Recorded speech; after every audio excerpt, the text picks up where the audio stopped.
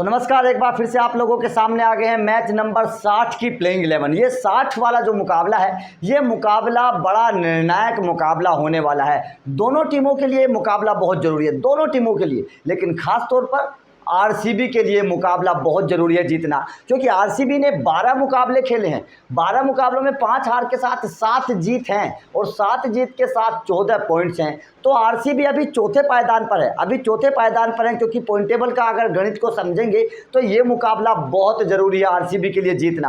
अगर आरसीबी ने पंजाब को नहीं हराया तो अगला मुकाबला आरसीबी का गुजरात के साथ है, वहाँ पर आरसीबी फंस सकती है, क्योंकि गुजरात को हराना बड़ा मुश्किल होगा आरसीबी के लिए। इसीलिए पंजाब को हराकर आप क्वालिफायर कर जाइए, मेरे हिसाब से बहुत बेहतर चांस है आरसीबी के लिए। लेकिन आरसीबी के सामने एक और परेशानी है। आरसीबी के सामने परेशानी क्या है? ये मुकाबला जीतना इसलिए भी ज़रूरी है क्योंकि आरसीबी का रन रेट माइनस में है। रन रेट बहुत मैटर करेगा आगे आने वाले टाइम में। अगर आरसीबी सपोज इस मुकाबले को हार गई और आने वाला मुकाबला गुजरात वाला भी आरसीबी हार गई, तो फिर रन रेट क्योंकि माइनस में है, जिसके 14 पॉइंट्स होंगे और प्लस में रन रेट होगा, वो टीम क्वालिफाई कर जाएगी। तो यहाँ पर यह भी चीज़ समझनी बेहद ज़रूरी है, इसलिए आरसीबी को ये मुकाबला जीतना ज़रूरी है। जो कुछ बदलाव हैं, कुछ चेंजेज हैं, वो मैं आपको बताऊंगा क्या क्या सुधार आरसीबी को अपनी टीम में करने चाहिए। लेकिन सबसे पहले आरसीबी को जीतने पर ध्यान देना पड़ेगा इस मुकाबले में। देखिए, अब मैं पिछले मुकाबले की टीम बताता हूँ, उसके बाद में फिर अगले मुकाबले की टीम मैं आप लोगों को बताऊंगा। सबसे पहले Virat Kohli, du Plessis, Rajat Patidar, Maxwell, Kartik, Lomrod, Shahbaz Ahmad, Hasaranga, Harshal Patel, Siraj, Hazlewood, ये पिछले मुकाबले की टीम थी। अब देखिए, यहाँ पर एक चीज़ हमें देखनी है, पंजाब के पास गेंदबाजी अच्छी है, पंजाब की बल्लेबाजी बेहतर काम नहीं कर रही है, लेकिन पंजाब के पास गेंदबाजी बहुत सॉलिड है। बढ़िया तरीके से अर्शदीप सिंह, रबाड़ा, बहुत तरीके से राहुल चार बहुत अच्छी गेंदबाजी करते हुए नजर आ रहे हैं। तो यहाँ पर आरसीबी को क्या रणनीति बनानी है? यहाँ पर आरसीबी को रणनीति ये बनानी है कि बेहतर तरीके से बड़ा स्कोर बनाइए, उसके बाद में गेंदबाजी करने के बाद पंजाब के बल्लेबाजों को दबाव में लेकर आइए। तो आरसीबी की एक रणनीति होनी चाहिए, बड़ा स्कोर पंजाब के सामने अगर बना देंगे तो शायद पंजाब के बल्लेबाज उस पर दबाव में आ जाएंगे, नहीं बना पाएंगे। ये एक रणनीति होनी चाहिए। लेकिन कुछ और भी बदलाव यहाँ पर आरसीबी को करने पड़ेंगे।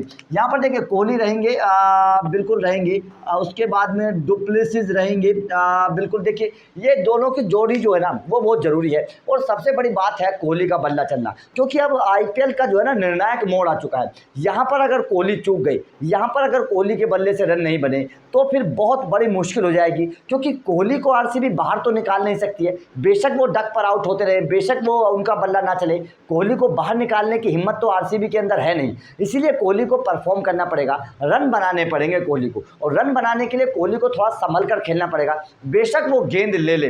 अब यहाँ पर जिम्मेदारी आ जाती है डुप्लेसिस की। डुप्लेसिस की जिम्मेदारी क्या है कि डुप्लेसिस विराट कोहली से ये बोलें कि आप वक्त लेकर खेलिए, आप टाइम लेकर खेलिए, कोई जल्दबाजी नहीं है। दूसरे छोर से डुप्लेसिस को रन बनाने पड़ेंगे, ये जिम्मेदारी डुप्लेसिस को लेनी पड़ेगी। एक छोर से बल्लेबाजी बेहतर करनी पड़ेगी डुप्लेसिस को, दूसरे छोर से विराट कोहली को थोड़ा टाइम लेकर खेलने दें, तो विराट कोहली हो सकता है कि बढ़िया बल्लेबाजी करते हुए आपको नजर आए। उसके बाद में देखिए, मैं एक चीज़ बदलाव यहाँ पर देखना चाहता हूँ। रजत पाटीदार ने पिछले मुकाबले में बेहतर बल्लेबाजी की थी। बहुत शानदार पार्टनरशिप रजत पाटीदार और डुप्लेसिस के बीच में हुई थी, बहुत कमाल की पार्टनरशिप हुई थी। कह सकते हैं कि पिछले मुकाबले में अगर जीत थी तो मतलब रजत पाटीदार की बेहतर बल्लेबाजी। और इस बल्लेबाज, देखिए, पहले अनुज रावत भी अच्छी बल्लेबाजी आरसीबी के लिए कर रहे थे, लेकिन रजत पाटीदार को जब से मौका मिला है, रजत पाटीदार ने अनुज रावत से भी बढ़िया बल्लेबाजी करके दिखाई है। बहुत बेहतर प्रदर्शन रजत पाटीदार ने किया है आईपीएल 2022 में। एक खोज है आरसीबी के लिए, एक खोज है जो आने वाले कई सालों तक शायद आरसीबी के साथ रहने वाला है खिलाड़ी।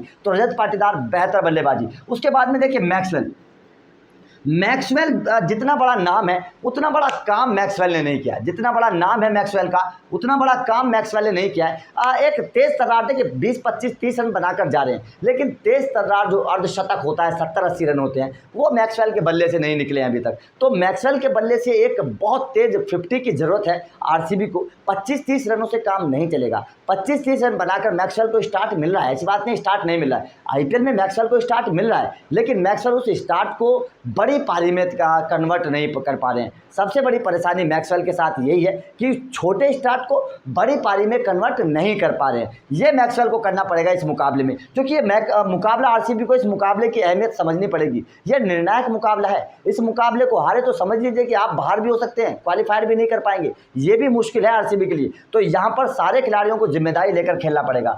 दिनेश कार्तिक तो मेरे भाई इस टीम की जान है। इस टीम के लिए सबसे बेहतर प्रदर्शन दिनेश कार्तिक ने किया है। आखिर में आकर जिस तरीके से वो 8 गेंदों पर 30 रन 25 रन बनाकर चले जाते हैं वो शानदार है। उसने कह सकते हैं कि आरसीबी की जान डाल दिया आरसीबी की टीम में।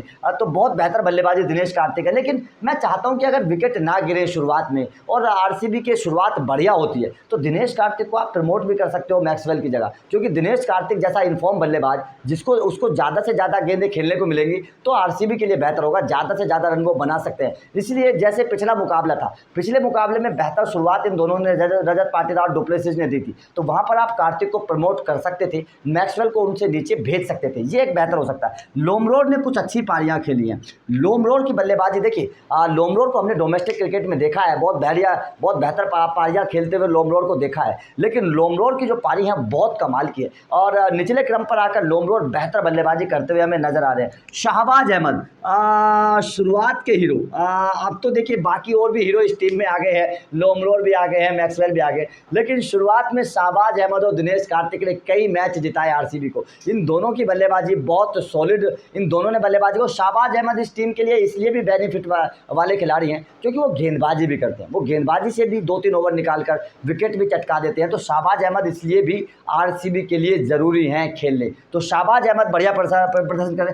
हसरंगा से थोड़ा सा मैं बल्लेबाजी से और बेहतर करना चाहता हूँ। मैं चाहता हूँ कि हसरंगा गेंदबाजी के साथ साथ अब अगर कभी मौका मिले तो बल्लेबाजी से भी थोड़ा सा बढ़िया प्रदर्शन करें, क्योंकि हसरंगा ऑलराउंडर खिलाड़ी है। जब आईपीएल 2022 में आए थे तब ये कहा जा रहा था कि हसरंगा बल्ले से भी बहुत बढ़िया प्रदर्शन करेंगे। ऑलराउंडर के तौर पर खिलाया गया था, लेकिन ऑलराउंडर वाला खेल उनका दिखा नहीं है अभी तक। गेंदबाजी से जरूर उन्होंने प्रभावित किया, अच्छे विकेट लिए हैं, 5 विकेट भी एक बार ले चुके हैं, लेकिन बल्लेबाजी से उन्होंने कोई प्रभावित नहीं किया है। तो बल्लेबाजी से भी अगर कभी मौका आए तो हसरंगा को बल्ले से भी बेहतर करना पड़ेगा। मेरे हिसाब से बहुत बेहतर खिलाड़ी है। यहाँ तक आप बल्लेबाजी देख सकते हैं, हसरंगा तक आप आरसीबी में बल्लेबाजी देख सकते हैं। Kohli, du Plessis, Rajat Patidar, Maxwell, Kartik, Lomrod, Shahbaz, 7 number तक तो इनफॉर्म बल्लेबाज हैं आपके पास। विराट कोहली को अगर छोड़ दें तो बाकी सारे बल्लेबाज तो फॉर्म में हैं। तो 7 नंबर तक तो आपके पास बहुत सॉलिड बल्लेबाजी है। हसरंगा भी बल्लेबाजी कर लेते तो आरसीबी की ताकत है ये, क्योंकि इनके पास ऑलराउंडर बहुत हैं। इनके पास देखिए लोमरोड गेंदबाजी कर लेते हैं, शाहबाज, हसरंगा, मैक्सवेल, तो ये सारे जो है वो ऑलराउंडर, इनके पास स्पिन ऑलराउंडर बहुत हैं।